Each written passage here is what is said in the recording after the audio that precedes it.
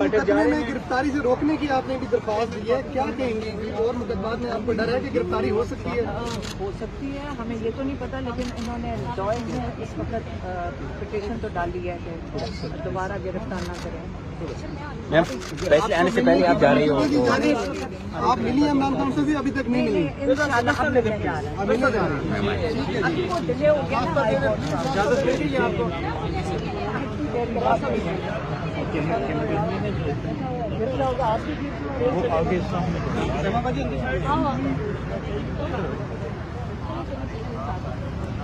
जगह देंगे। आराम से